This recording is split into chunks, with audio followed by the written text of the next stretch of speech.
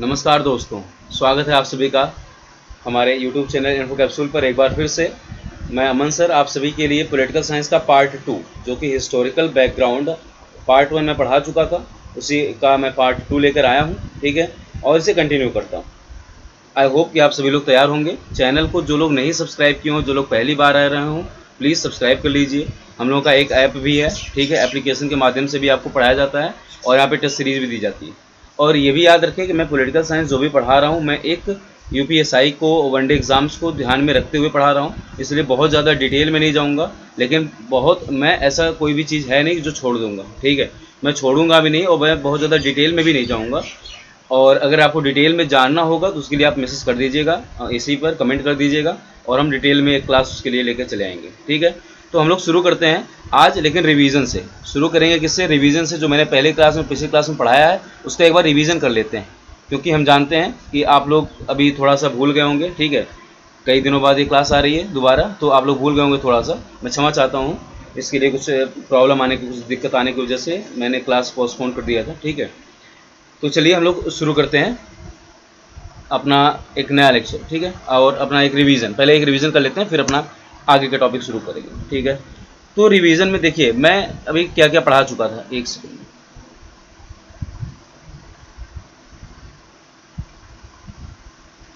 इसमें देखिए, एक सेकंड, कलर चेंज कर लेते हैं।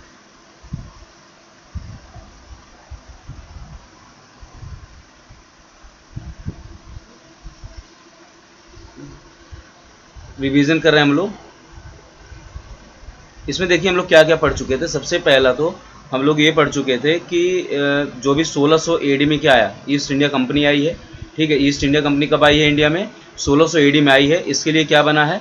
एक रेगुलेशन बना है। ठीक है, एक रेगुलेशन बना है, इसको एक लाइसेंस मिला है पहले, एक्सक्लूसिव लाइसेंस बोलते हैं हम लोग। क्या बोलते हैं? एक्सक्लूसिव लाइसेंस मिला इसको। एक्सक्लूसिव लाइसेंस का मतलब एक समझ लीजिए आपको, इसको क्या हो गई, मोनोपोली मिला। मोनोपोली का मतलब एकाधिकार मिला। क्या मिला? मोनोपोली मिला। मोनोपोली का मतलब है इसको एकाधिकार मिला कि यही सिर्फ ईस्ट इंडिया कंपनी ही इंडिया में क्या कर सकती है, व्यापार कर सकती है, और कोई अदर कंपनी ब्रिटिश गवर्नमेंट की इंडिया में व्यापार करने के लिए नहीं आएगी। ठीक है, इसको मोनोपोली मिल गया। उसके बाद हम लोग ने ये देखा था, 1600 एडी के बाद हम लोगों ने ये देखा था कि हाँ, एक इसमें इनको रेगुलेट करने के लिए एक एक्ट भी दिया गया था, जिसे चार्टर एक्ट बोला जाता था। क्या बोला जाता था? Charter act. चार्टर एक्ट क्या था? एक रेगुलेटिंग एक्ट था, तो चार्टर एक्ट को रेगुलेटिंग एक्ट भी बोला जाता है और इसको ईस्ट इंडिया कंपनी एक्ट भी बोला जाता था। एक ये चीज़ आई थी। ठीक है, तो आई होप कि आप लोगों को ये सब चीज़ें याद आ रही होंगी। चार्टर एक्ट जो हमारी आनी शुरू हुई थी कितने साल पर? हर 20 साल पर आनी शुरू हुई थी। ठीक है, और क्यों आनी शुरू हुई थी? और आनी क्यों शुरू हुई थी? क्योंकि कंपनी में कुछ घाटा लग गया था। ठीक है, कुछ आपका मतलब यही 1 मिलियन पाउंड्स का घाटा लगा था। कंपनी ने डिमांड किया था ब्रिटिशर्स से कि 1 मिलियन पाउंड आप मुझे दे दीजिए, फिर मैं मतलब व्यापार करता हूँ। तो ब्रिटिशर्स को सदमा लगा कि भाई अजीब कंपनी है ये, मतलब इसके जो सभी लोग हैं, कुछ लोग जो इसमें हैं, कंपनी के मालिक हैं, वो दुनिया के सबसे अमीर व्यक्ति थे उस टाइम, और इनके पास मतलब कंपनी घाटे में चल रही है। ठीक है, तो उसके लिए इन्होंने रेगुलेटिंग एक्ट लाया था। ये सारी चीज़ें हुई थी। उससे पहले क्या हुआ था कि 1765 में, जो इम्पोर्टेंट है उसको देखिएगा, 1765 में दीवानी अधिकार मिले थे। क्या मिले थे? दीवानी राइट्स मिले, दीवानी अधिकार मिले। दीवानी राइट्स किससे मिलकर बना था? दीवानी राइट्स दो अधिकार को मिलकर बना था। एक राइट था सिविल राइट। क्या था? सिविल राइट या नागरिक अधिकार था। ठीक है, नागरिकों के ऊपर शासन करने का थोड़ा सा अधिकार जो होता है वो इनको मिल गया था। और रेवेन्यू कलेक्शन राइट मिला था। क्या मिला था? रेवेन्यू कलेक्शन राइट, यानी कर वसूलने का अधिकार इनको मिल गया था। इन दोनों अधिकार को मिलाकर हम लोग क्या बोलते हैं? दीवानी राइट्स बोलते हैं। दीवानी राइट इनको 1765 में मिला था, जो 1764 का मतलब अपना युद्ध हुआ था। ठीक है, बैटल ऑफ बक्सर का, उसके बाद जो समझौता हुआ था, इसमें इन लोगों ने दीवानी अधिकार मांग लिया था। ठीक है, ये हुआ। उसके बाद अब हम लोग जो पहला रेगुलेटिंग एक्ट आया था, पहला रेगुलेटिंग एक्ट कौन सा था? 1773। ठीक है, इसमें कुछ इंपॉर्टेंट बातें हैं, बहुत सारी बातें हम नहीं करेंगे, जो इंपॉर्टेंट बातें उसको हम करेंगे।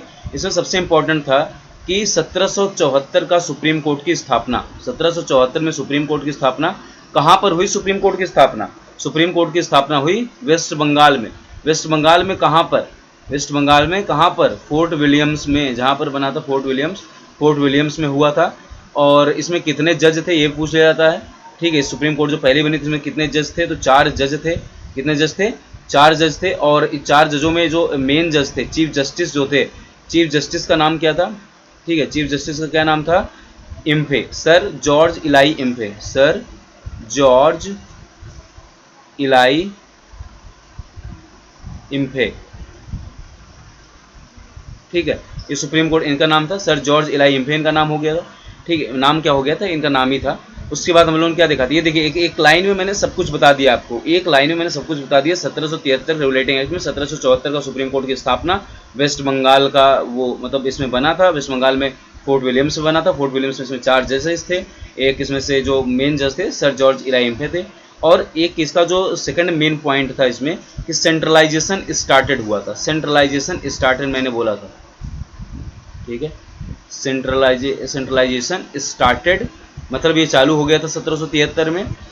और इसमें क्या हुआ था, सेंट्रलाइजेशन जब स्टार्टेड हुआ तो एक ऊपर ये देखिएगा, ध्यान दीजिएगा, मैंने वही बताया था कि मतलब मान लो ये इंडिया हमारी, ठीक है, इसमें क्या हुआ कि जो मुंबई प्रेसिडेंसी है, जो भी मद्रास प्रेसिडेंसी थी, जो इधर बंगाल की प्रेसिडेंसी थी, ठीक है, अब इन लोगों ने क्या किया, अपनी पावर इनकी धीरे धीरे बंगाल प्रेसिडेंसी को देना शुरू कर दिया, ठीक है।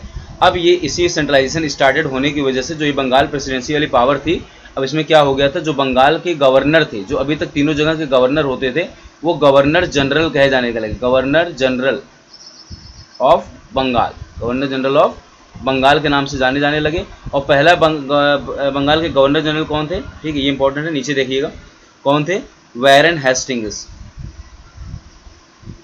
Warren Hastings was the first governor general of Bengal, ठीक है, ये हो गया। उसके बाद इसमें सेंट्रलाइजेशन हो गया, ठीक है, गवर्नर जनरल ऑफ बंगाल बन गए, ये इसमें बहुत ज़्यादा जरूरी था। दो ही चीज़ में मतलब मेन पॉइंट है, इसको याद रखिएगा। और आगे में हम बता रहे हैं, अभी रुकिए इसको क्लियर कर देते हैं, थोड़ा सा और रिविजन करा देते हैं।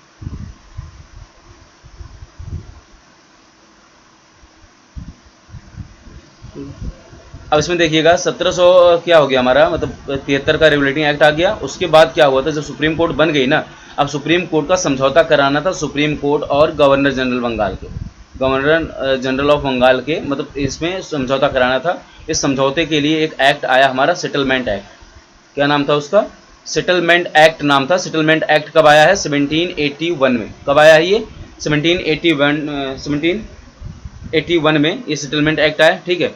इस सेटलमेंट एक्ट में क्या हुआ कि सुप्रीम कोर्ट की पावर को और एग्जीक्यूटिव की पावर को सेपरेट कर दिया गया, जो कि आजकल हमारे आर्टिकल 50 में दिखता है। कहाँ पर होता है ये, आर्टिकल 50 में ये आजकल हमारे मिलता है, ठीक है। सेपरेट मतलब जो भी पावर है, separation of the power between judiciary and executive, ठीक है।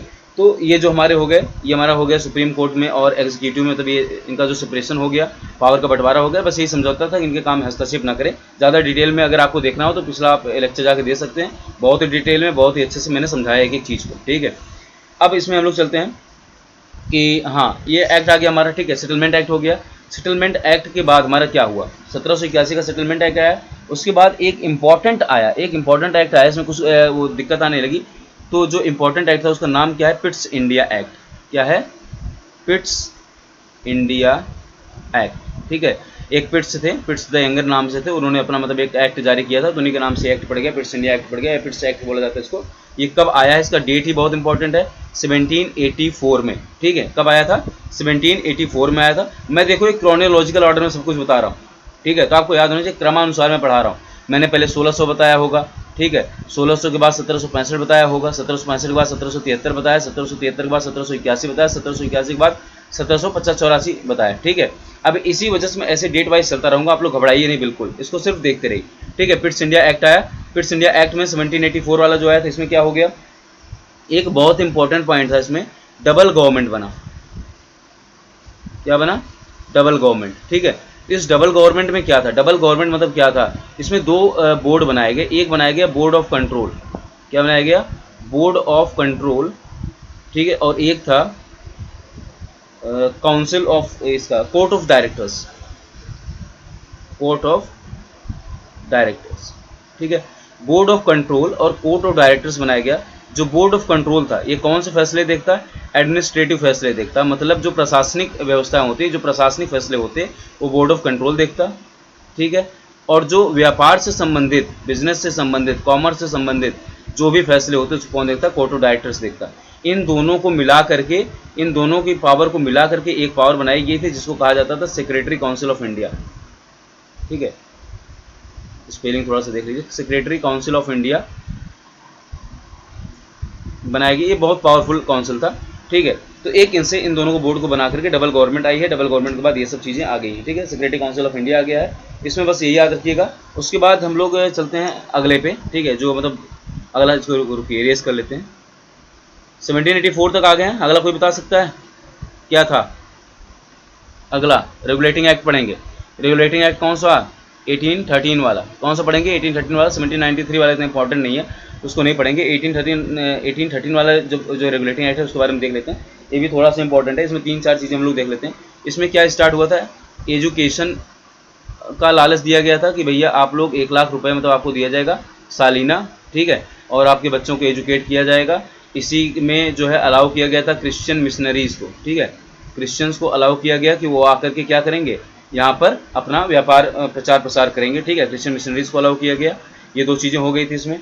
तीसरी चीज़ यहाँ पर आई थी जो बहुत ही इंपॉर्टेंट चीज़ है, काफ़ी इंपॉर्टेंट चीज़ है, जो तीसरी चीज़ है, जो मोनोपोली इनको मिली थी। याद होगा आपको, मोनोपोली मैंने भी बताया था 1600 में मिली थी। जो मोनोपोली इनको मिली थी उसको समाप्त कर दिया गया, इनकी मोनोपोली को समाप्त कर दिया गया। और इसके तहत क्या हुआ कि इनको सिर्फ इनका मतलब 2 चीज़ों में इनका छूटा था मोनोपोली, एक चाय का व्यापार और एक चाइना के साथ व्यापार, ठीक है, चाय का व्यापार और चाइना के साथ व्यापार को छोड़कर इनकी मोनोपोली को समाप्त कर दिया गया। इनकी ये सारी चीज़ें हो गई, ठीक है। 1813 के बाद एक आया हमारा चार्टर एक्ट, ये भी बहुत इंपॉर्टेंट है, 1833 चार्टर एक्ट, ठीक है। सबसे पहली बात यहाँ पर याद रखना कि ये लास्ट स्टेप था सेंट्रलाइजेशन का, लास्ट स्टेप था सेंट्रलाइजेशन का, ठीक है। अभी आप लोग देखे होंगे सेंट्रलाइजेशन का पहला स्टेप कब चालू हुआ था? 1773 में, ठीक है। लास्ट स्टेप कब हुआ? 1833 में। 1833 में लास्ट स्टेप का मतलब क्या हुआ? जो अभी यहाँ पर देखना, ये जो हमारी मतलब पावर थी, ठीक है, मुंबई प्रेसिडेंसी की और ये मद्रास प्रेसिडेंसी की और यहाँ पर बंगाल प्रेसिडेंसी की, ठीक है, जो इनको पावर देना शुरू किए थे सब, अब इनकी पावर क्या हो गई? सबकी पावर अब ज़ीरो हो गई। सबकी पावर क्या हो गई? ज़ीरो हो गई। अब सारी की सारी पावर आ गई किसके हाथ में? बंगाल के हाथ में। अब बंगाल का जो गवर्नर जनरल ऑफ बंगाल थे, जो गवर्नर जनरल ऑफ बंगाल थे, ठीक है, GGB लिख रहे हैं, गवर्नर जनरल ऑफ जो बंगाल थे, अब इनको बना दिया गया governor general of India. Governor general of India. Who was the first governor general of India? Question पूछा जाता है कि कौन सबसे पहले गवर्नर जनरल ऑफ इंडिया थे? William Bentinck. कौन है? Lord William Bentinck was the first governor general of India, ठीक है, विलियम बेंटिक आ गए। यहाँ तक अब ये सारी चीज़ें क्लियर हो गई होंगी आपको, ठीक है, किस लिए इंपॉर्टेंट था 1833 का चार्टर एक्ट। एक चीज़ ये हो गया है। और अब हम लोग देखते हैं आज की क्लासेस, ठीक है।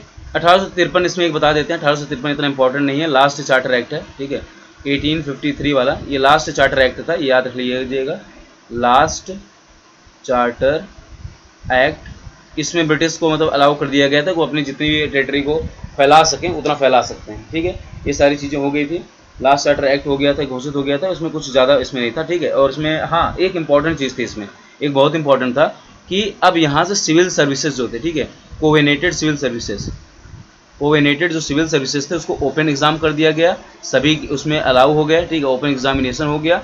इसको करने वाला कौन था ये पूछा जाता है। सिविल सर्विसेज को लाने वाला देश में जो इनको फादर माना जाता है लॉर्ड मैकाले, ठीक है, लॉर्ड मैकाले थे इनके।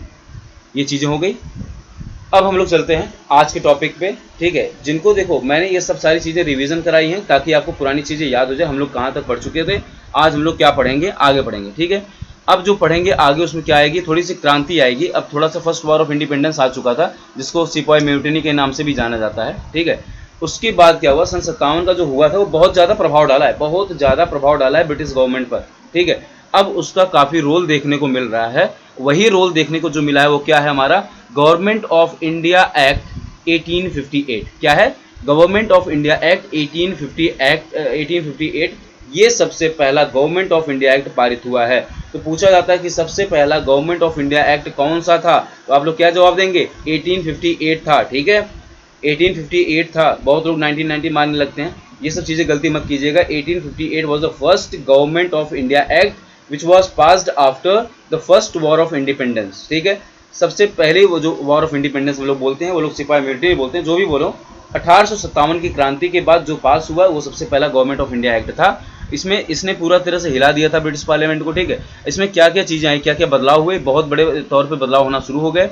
पहला था कि गवर्नर जनरल ऑफ इंडिया के पोस्ट पर वाइसराय का पोस्ट आ गया। किसका पोस्ट आया? वाइसराय का पोस्ट आ गया। तो पूछा जाता है who was the first viceroy of India, ठीक है। इसको हम हिंदी में दिखा दे रहे हैं, आप लोग हिंदी में ज़्यादा समझ में आएगा।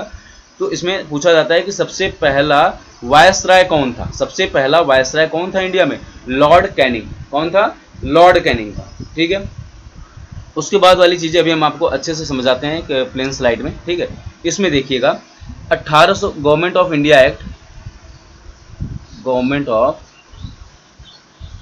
इंडिया एक्ट 1858, इसके तहत क्या आया, सबसे पहले तो गवर्नर जनरल के जो पोस्ट को हटा दिया, ठीक है। गवर्नर जनरल ऑफ जो इंडिया थे इनको हटा दिया, इनकी जगह क्या आ गए, वाइसराय आ गए, ठीक है।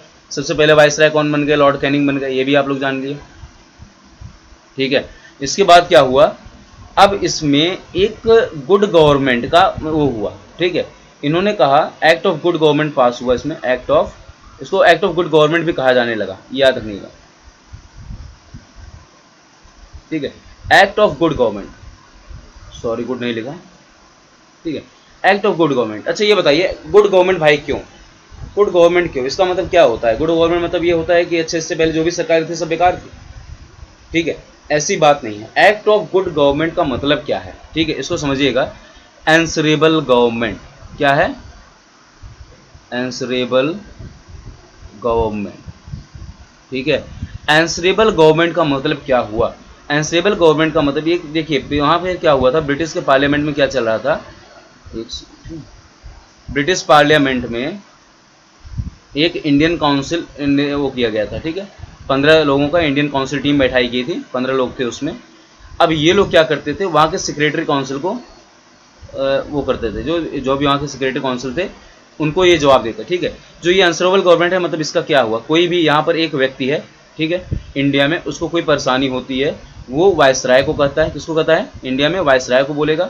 वायसराय किसको बताएंगे, वायसराय इंडियन काउंसिल के जो मेंबर हैं 15 सदस्य, ठीक है, जो ये मेंबर थे उनको बताएंगे, ठीक है। और ये लोग किसको बताएंगे, ये लोग secretary of council of India को बताएंगे, ठीक है। सेक्रेटरी काउंसिल जो एक बनी है इंडिया के लिए, गठन की गई है, उसको बताएंगे। ये लोग फिर किसको बताएंगे, ठीक है, एक बॉडी कॉर्पोरेट बना हुआ था, ठीक है, क्या बना था, बॉडी कॉर्पोरेट, ठीक है, इसको बताएंगे। और ये लोग ब्रिटिश पार्लियामेंट को संबोधित करेंगे, ठीक है। ब्रिटिश पार्लियामेंट में क्या होगा, इनको जवाब का मतलब उसका जवाब मिलेगा। अब यहाँ पर आ गया answerable government means responsible government my friend, ठीक है। Answerable government means responsible government की बात हो रही है यहाँ पर। अब रिस्पॉन्सिबल गवर्नमेंट मीन्स जिम्मेदार गवर्नमेंट, ठीक है। इससे पहले तुम जाहिर सी बात है, अब किसी से थोड़ी ना पूछ सकते थे, तुम किसी शिवाजी से पूछ लो भैया तुम क्यों मुगलों पर अटैक करने के लिए इतना ज़्यादा पैसा खर्च कर रहे थे, ठीक है।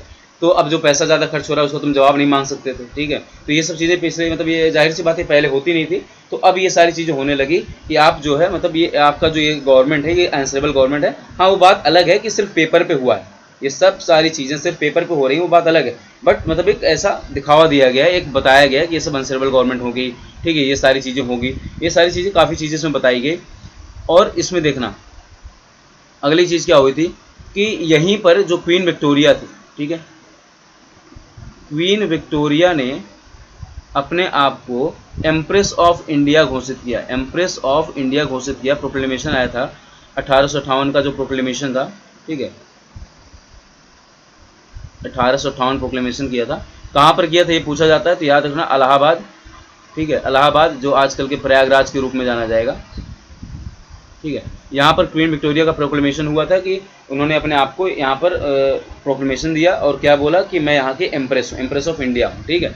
इसी एम्प्रेस ऑफ इंडिया के चलते, ठीक है, ऊपर देखिएगा कॉर्नर में राइट हैंड साइड, इसी एम्प्रेस इंडिया के चलते क्या हुआ कि यहाँ पर अब जो कहलाने लगा शासन, क्या कहलाने लगा, हर मैजेस्टी रूल, हर मैजेस्टी रूल कहलाने लगा, HMR कहलाने लगा, ठीक है। तो अब हम लोग क्या आ गए, सीधे सीधे क्राउन के अंडर में हम आ गए, ठीक है। अब हमारे ऊपर सीधे सीधे क्राउन का पावर चलने लगा, ठीक है। ये सारी चीज़ें होने लगी 1858 के एक्ट के तहत, ठीक है। ये सारी चीज़ें याद रखिएगा, मैंने सिर्फ इसको समझाया है, ठीक है, इसमें बहुत ज़्यादा चीज़ें नहीं है। एक्ट ऑफ गुड गवर्नमेंट कहा जाता है इसको 1858 के एक्ट को, ठीक है। गवर्नमेंट ऑफ इंडिया मतलब जो गवर्नर जनरल ऑफ इंडिया थे उनको हटाकर वाइसराय आ गए हैं, और यहाँ पर क्वीन का प्रोक्लेमेशन हुआ। ये 3 पॉइंट याद रखिएगा। पहला पॉइंट क्या है कि गवर्नर जनरल ऑफ इंडिया को हटा करके वाइसराय की पदवी आ गई है। दूसरा पॉइंट क्या है, एक्ट ऑफ गुड गवर्नमेंट इसको कहा गया है इस एक्ट को। और तीसरा पॉइंट क्या है कि इसमें क्वीन विक्टोरिया ने अपने आप को एम्प्रेस ऑफ इंडिया घोषित किया, ठीक है। और उनका प्रोक्लेमेशन आया था कहाँ से, इलाहाबाद से। ये इंपॉर्टेंट पॉइंट है, ये आप बस याद रखिएगा, ठीक है। आगे चलते हैं। देखिए ये सब सारी चीज़ें सिर्फ पेपर पे हुई थी, मैंने बताया ना, ये सब सारी चीज़ें पेपर पे हुई थी, अभी कुछ बदलाव नहीं हो रहे थे। इसके चलते क्या हुआ कि मतलब एक पारित हुआ, ठीक है, जो मतलब वायसराय थे लॉर्ड कैनिंग ने, तो लॉर्ड कैनिंग ने क्या किया कि एक पारित किया, एक रूल पारित किया 1861 में, जिसे बोला गया Indian council act of 1861। 3 act आएंगे इंडियन काउंसिल के, ठीक है, अब 3 एक्ट आएंगे इंडियन काउंसिल के। अब उसको हम लोग पढ़ेंगे, 1861 का है, 1892 का है, 1900 उसका है, ठीक है, 1902 का है, 1909 का है। अभी तीनों एक्ट हम लोग पढ़ते हैं बारी बारी से, उसको देखते रहिएगा। इंडियन काउंसिल एक्ट 1861 जो आया है, इसमें क्या क्या हुआ है ये देखिएगा। इसमें अब थोड़ा सा बदलाव हो गया, अब थोड़ा सा बदलाव हो गया है। पहली बार दोस्तों, पहली बार इंडियंस अलाउड हुए हैं। First times Indian were nominated by viceroy in parliament as a non official member. इसको हिंदी में आपको दिखाते हैं हम। पहली बार भारतीयों को वायसराय द्वारा संसद में गैर सरकारी सदस्यों के रूप में नामित किया गया था 1861 का।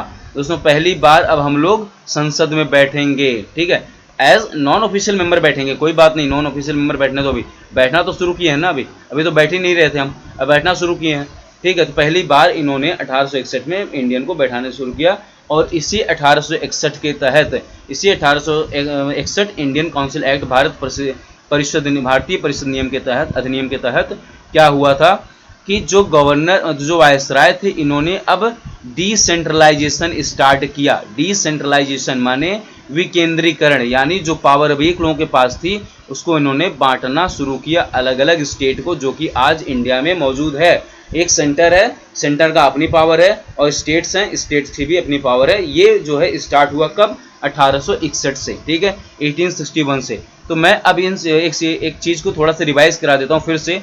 सेंट्रलाइजेशन स्टार्ट कब हुआ था? 1773 में। सेंट्रलाइजेशन एंडेड कब हुआ था? 1833 में।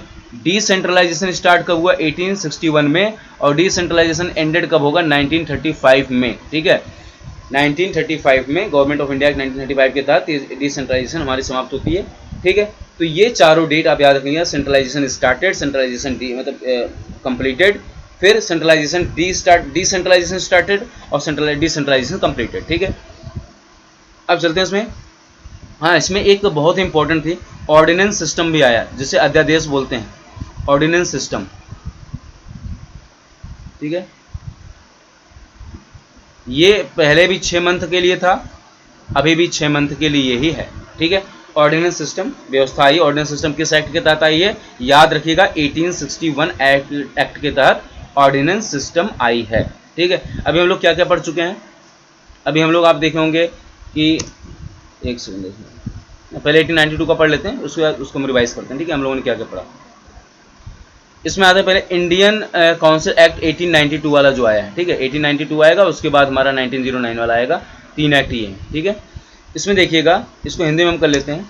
इसमें कहा गया मजबूत विधान परिषदें बनाई गई। मजबूत विधान परिषदें बनाई गई, इसका मतलब क्या? इसमें जो पहला पॉइंट लिखा है, मजबूत विधान परिषदें बनाई गई, ठीक है, एक कलर चेंज कर लेते हैं, ठीक। मजबूत विधान परिषदें बनाई गई, इसका मतलब क्या है? ये आप लोग समझ रहे हैं। इसका मतलब यह है कि भारतीय लोगों को, भारतीयों को बजट में चर्चा में भाग लेने और अधिकारियों से पूछे जाने का अधिकार मिला, ठीक है। अब ये अधिकारियों से क्वेश्चन कर सकते थे, क्वेश्चन पूछ सकते थे, इनको बजट में बैठने का भी मौका मिला। जो भी बजट भारतीयों के लिए बनाया जाएगा उसमें ये भारतीय मेंबर्स अलाउ होंगे। अभी एक पॉइंट है, आप समझते जाइएगा अभी कितना तगड़ा ये सब बदलने वाला है खेल, ठीक है। 1892 का ये अधिनियम चल रहा है, कितना तगड़ा खेल बदलने वाला है। स्ट्रॉन्ग हम लोग की परिषद बन रही है। सेकंड क्या है? सेकंड पॉइंट में करता है प्रांतीय विधान परिषदें और बंगाल चैम्बर्स ऑफ कॉमर्स की सिफारिश पर, ठीक है, जो वहाँ पर प्रोविजनल लेजिस्लेटिव चल रही थी, ठीक है, इंग्लिश में इसको बोलते हैं प्रोविजनल लेजिस्लेटिव, ठीक है, प्रोविजनल लेजिस्लेटिव और बंगाल चैम्बर्स ऑफ कॉमर्स जो थे, ठीक है, इनके सिफारिश पे, इनके रिकमेंडेशंस पर, इन्हीं के रिकमेंडेशंस पर अब लोग वहाँ पर बैठाए जाने लगे। कहाँ पर? पार्लियामेंट में, ठीक है। ये रिकमेंडेशन किसको देते थे? वायसराय को। वायसराय क्या करता था? उनको चुन के कहाँ बैठाता था? पार्लियामेंट में उनको बैठा देता था, ठीक है। पहले जो 15 मेंबर थे, ठीक है, 15 लोग बैठे थे या 16 लोग जो बैठे थे, अब उनकी मेंबर बढ़ के 16 से 60 कर दी गई, बढ़ा दी गई, बाद में बढ़ाई जाएगी। अब इसको देखते हैं, ठीक है। अब इसमें देखिएगा ये सब होने लगा। उसके बाद प्रांतीय विधान परिषद बनाए जाने लगे, ठीक है। और प्रांतीय विधान परिषद चुन रहा है किसको? ध्यान दीजिए, प्रांतीय विधान परिषद चुन रहा है इंडियंस को। अच्छा, प्रांतीय विधान परिषद को कौन चुन रहा है? प्रांतीय विधान परिषद यानी प्रोविंशियल लेजिस्लेटिव्स को कौन चुन रहा है? प्रोविंशियल लेजिस्लेटिव को चुन रहे हैं हमारे यहाँ के जो हमारे इंडियंस के जो जमींदार लोग हैं, जो यहाँ का ट्रेड यूनियन लोग हैं, जो व्यापारों का मतलब एक संगठन है, जो यहाँ के यूनिवर्सिटीज लोग हैं, ठीक है, ये लोग चुन रहे हैं परिषद, विधान परिषद को। तो आप सोचिए, अब इंडियंस जो है सही रूप में इंडियंस बैठने लगे हैं वहाँ पर, इसीलिए अब जो है हमारी मजबूत पकड़ होने लगी है विधान परिषद में। इसीलिए पहला वाला लाइन बोला गया है कि मजबूत विधान परिषदें का गठन हो गया है। ठीक है, अब एक हिसाब से क्या हुआ, एक हिसाब से देखो किनको किनको चुना जा रहा है। ठीक है, एक हिसाब से अगर आप देखोगे इसमें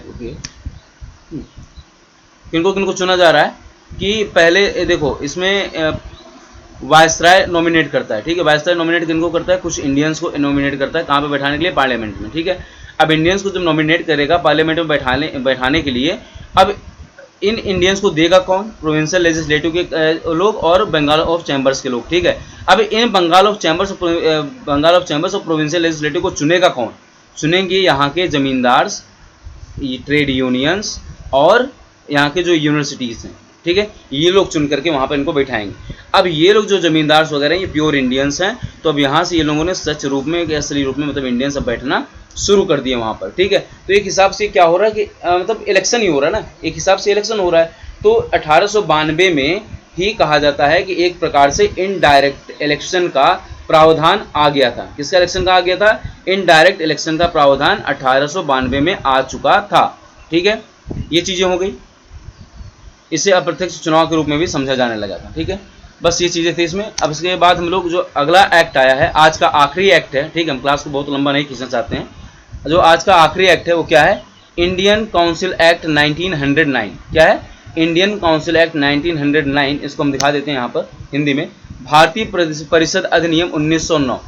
1909 में ये जो आखिरी इंडियन काउंसिल एक्ट बना है, ठीक है, आईसी बना है, इसमें क्या क्या हुआ? सबसे बड़ा इसमें भाई जो एक आया है मार्ले मिंटो रिफॉर्म। क्या आया है?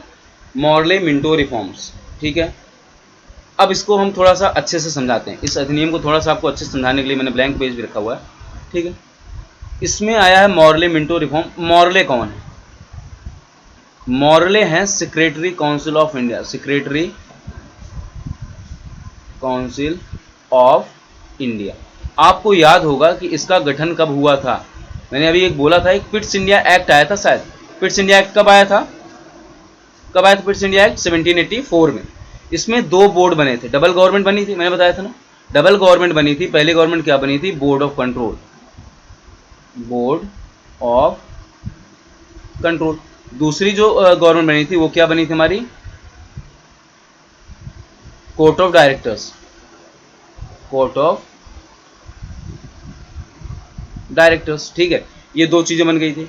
अब इसमें देखिएगा, ये दो चीजें होती थी, ये इनके में से एक लोग कॉमन चुन के बनाए जाते थे, वो होते थे सेक्रेटरी काउंसिल ऑफ इंडिया, और वो थे हमारे मॉर्ले साहब। ठीक है, यानी बहुत ही स्ट्रॉन्ग इनका पावर है, इनकी पावर को वीक मत समझिएगा। ये मॉर्ले हो गए। उसके बाद आते हैं मिंटो, लॉर्ड मिंटो। ठीक है, लॉर्ड मिंटो। अब ये बताइए लॉर्ड मिंटो कौन? ठीक है, अब आप लोग ये बताइए लॉर्ड मिंटो कौन थे? ये थे वायसराय। कौन थे ये? वायसराय। ठीक है, लॉर्ड मिंटो हमारे कौन है? वायसराय हैं। और इन्होंने, ये दोनों लोगों ने मिल करके लिखा है कि हम लोग रिफॉर्म किए हैं। मॉर्ले मिंटो रिफॉर्म आया है, और इन लोगों ने पूरा डिवाइड एंड रूल लगा दिया इंडिया में, पूरा आग लगा दिया इन्होंने इंडिया में, डिवाइड एंड रूल वाला। और ये लोग कहने लगे कि हम रिफॉर्म लेकर के आए हैं। इन्होंने अलग अलग सिस्टम किया, कम्युनल इलेक्ट्रोलेट सिस्टम लगा दिया।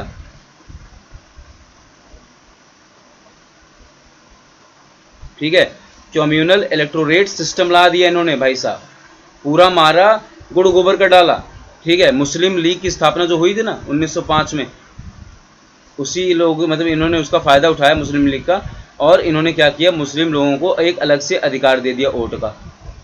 मतलब ये अब भेदभाव पैदा करने लगे, ये मुस्लिमों को अलग से मतलब एक राइट देने लगे, वहाँ पर हिंदू लोग वोट नहीं डाल सकते हैं, ठीक है, मुस्लिम वो वहाँ डाल सकते हैं। तो इस हिसाब से उन्होंने क्या किया, एक भेदभाव पैदा करना शुरू किया, और इसी भेदभाव के चलते यही इसीलिए मिंटो को फादर ऑफ कम्युनलिज्म कहा जाता है in India, father of communalism, याद रखना।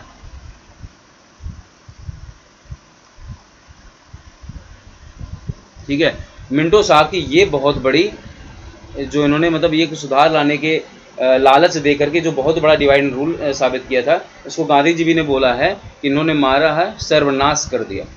ठीक है, तो सब कुछ इन्होंने बिगाड़ने का पूरा काम इन्होंने कर लिया था। यही इन्होंने लाए थे कि अब यहाँ पे थोड़ा फूट हो जाएगी, फूट डालो राज करो, इनका यही चल रहा था, फूट डालो राज करो। ठीक है, और अगर ये लोग एक हो जाएंगे तो हमें राज करने में थोड़ी दिक्कत होगी, हमें मतलब थोड़ा सा मतलब परेशानी होगी, इसलिए फूट डालो राज करो। तो आप लोगों को बस सिर्फ पॉलिटिकल साइंस से मतलब है, आप लोग सिर्फ देखते रहिए क्या क्या चीज़ें हम लोगों ने पढ़ चुके। ठीक है, क्या क्या चीज़ पढ़ चुके हैं, एक बार फिर से रिवाइज कराते हैं हम आप लोगों को। इसमें देखिएगा 1909 में क्या क्या आया, मौले मिंटो रिफॉर्म्स आया है। ठीक है, यहाँ पर विधान परिषद में मतलब सदस्यों की संख्या बढ़ जाती है, काफ़ी ज़्यादा बढ़ जाती है, 16 से 60 हो जाती है। ठीक है, और इसके पहले में हम लोगों ने क्या पढ़ा था, 1892 का अधिनियम पढ़ा। इसमें क्या हुआ कि एक हमारी जो है स्ट्रॉन्ग लेजिस्लेटिव बन चुकी है, हम लोग चर्चा बजट में भी चर्चा में भाग लेने लगे हैं, और अधिकारियों से हम लोग क्वेश्चन भी कर सकते हैं, पूछ भी सकते हैं। ठीक है, अब जो वहाँ पे लोग जो चुने जाएंगे उनको कौन चुनेंगे, प्रोविंशियल लेजिस्लेटिव यानी प्रांतीय विधान परिषद वाले, और बंगाल चैम्बर्स ऑफ कॉमर्स वाले लोग चुनेंगे। और बंगाल चैम्बर्स ऑफ कॉमर्स और प्रांतीय विधान परिषद के लोगों को कौन चुनेगा, यहाँ के जमींदार, ट्रेड यूनियन, विश्वविद्यालय वाले चुनेंगे। इसी को अप्रत्यक्ष चुनाव कहा गया। ठीक है,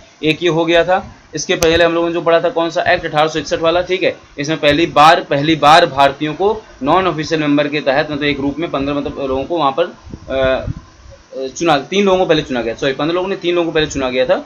ठीक है, 1861 में। इसमें महाराजा ऑफ बनारस थे, ठीक है, महाराजा पटियाला भी थे, एक ये लोग और थे दिनकर राव करके थे। ठीक है, 3 लोगों को चुना गया था, तो ये 3 लोग वहाँ पर थे। और इसमें सबसे इंपॉर्टेंट जो चीज़ थी 1861 की कि ऑर्डिनेंस सिस्टम आया, जो आया है आज जो हमारे में है। ठीक है, कि एग्जीक्यूटिव जो है लॉ बना सकते हैं पार्लियामेंट के मतलब भंग होने पर भी। ठीक है, वही है हमारा ऑर्डिनेंस सिस्टम। अभी उसको हम लोग आगे में डिटेल में बहुत पढ़ेंगे जब इंडियन भी उसको शुरू करेंगे तब। ठीक है, तो इसको जो भी अभी 6 मंथ के लिए लगती है वो पहले भी 6 मंथ के लिए लगती थी, तो वही से हम लोगों ने ऑर्डिनेंस सिस्टम लिया हुआ है। ठीक है, अब इसमें हम लोगों ने एक पढ़ा था, देखिएगा गवर्नमेंट ऑफ इंडिया एक्ट हम लोगों ने सब कुछ। ठीक है, 1818 का जो 1858 का भारतीय अधिनियम था, इसको हम लोगों ने पढ़ लिया। लॉर्ड कैनिंग पहला भारत के वायसराय बन गए थे। ठीक है, यहाँ से क्या हुआ था, गवर्नर जनरल ऑफ इंडिया के पद को हटाकर वायसराय का पद आ गया, लॉर्ड कैनिंग भारत के वो बन गए। इन्होंने कहा कि this act was the good government act, good government act है, उत्तरदायी सरकार है, मतलब हम लोग जवाब मिलेगा, रिस्पॉन्सिबल होंगी गवर्नमेंट। ठीक है, जिम्मेदार सरकार होगी, भारत के राष्ट्र सचिव का निर्माण किया गया। अब लोग क्या करेंगे, मतलब जब जवाब देते थे सब लोग मतलब एक इनडायरेक्टली रूप में जवाब मांग सकते थे। और तीसरी इंपॉर्टेंट इसमें पॉइंट ये था कि रानी जो थी विक्टोरिया ने, उन्होंने क्या किया, अपने आप को साम्राज्ञी यानी एम्प्रेस ऑफ इंडिया घोषणा मतलब अपने प्रोक्लेमेशन दे दी, उन्होंने अपने आप को एम्प्रेस ऑफ इंडिया घोषित कर दिया। ठीक है, इलाहाबाद में किया था। ये सारी चीज़ें आज हम लोगों ने पढ़ा है, बहुत ज़्यादा नहीं पढ़ा है। 1858 पढ़ा है, 1861 पढ़ा है, 1892 पढ़ा है, 1909 पढ़ा है। ये 4 एक्ट हम लोगों ने पढ़े हैं। इन चारों एक्ट को आप अच्छी तरह से देख लीजिएगा, समझ लीजिएगा। ठीक है, याद कर लीजिएगा, और इसके नोट्स आप जरूर बना लीजिएगा। ठीक है, नोट्स जब तक हम पढ़ाएं तब तक आपको नोट्स बनाने की कोई ज़रूरत नहीं है, हम रिवाइज भी कराते रहेंगे।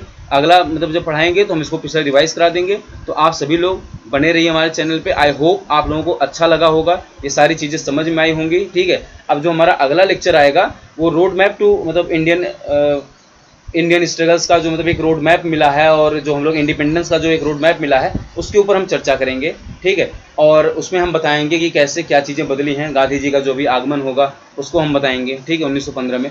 तो सारी कुछ चीज़ों पे हम अगले क्लास में चर्चा करेंगे। आज की क्लास यहीं समाप्त होती है। आई होप आप लोगों को बहुत ही अच्छे से सब कुछ क्लियर होगा, पिछली क्लास भी क्लियर हो गई होगी।